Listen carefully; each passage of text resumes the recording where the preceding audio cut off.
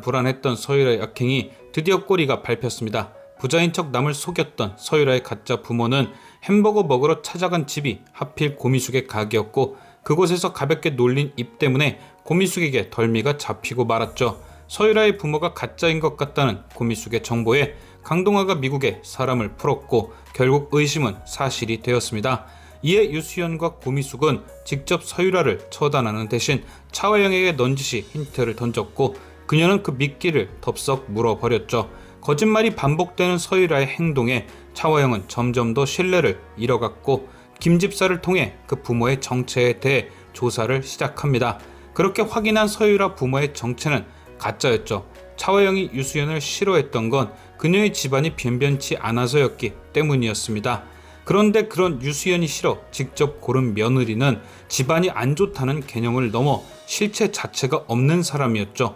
이름, 학벌, 부모 모든 게 가짜였으니까요. 미치고 팔짝 뛸 것 같은 차화영은 서유라의 뺨을 2번이나 때렸고, 그렇게 44회가 끝이 났습니다. 과연 모든 것이 발각된 서유라는 제 명대로 살 수 있을까요? 제 의견은 서유라는 끝까지 버틴다 일 것 같은데요. 그렇게 생각하는 가장 큰 이유는 그동안 둘이 너무 많은 일을 함께 했다는 거죠.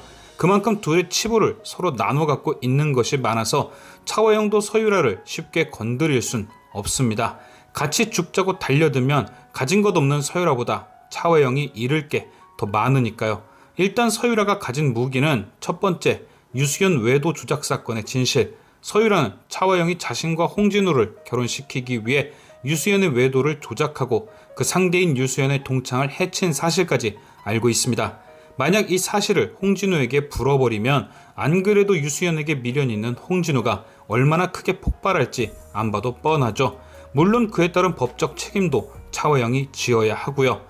그리고 두 번째 무기는 바로 유대성 추락의 진실.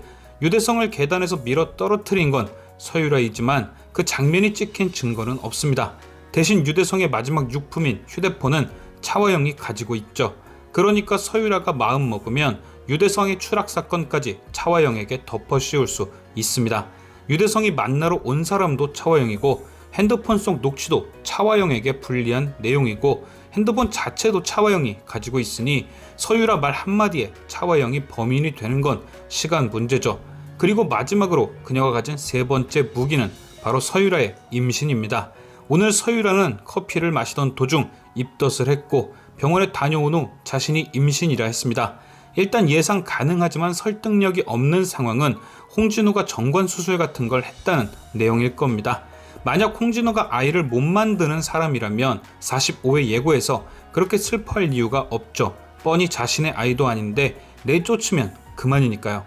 그런데 예고편에서 홍진우는 현재 상황을 비관하고 있고, 그건 자신의 아이일 수도 있다고 생각하는 거죠. 그래서 저는 그 의견보다는 서유라의 임신 자체가 거짓이라 생각합니다. 굳이 김나희와 직원들 앞에서 입덧을 한 것도 보여주기식 쇼라는 거죠. 아니면 계속 임신을 바라고 있었으니 상상 임신 같은 것일 수도 있고요. 어쨌든 서유라의 임신은 사실이 아니고 궁지에 몰린 서유라가 위기를 벗어나고자 생각해낸 아이디어 같은데요. 시간을 벌며 버티다가 어떻게든 이 집에 눌러앉을 기회를 만들려는 것이죠.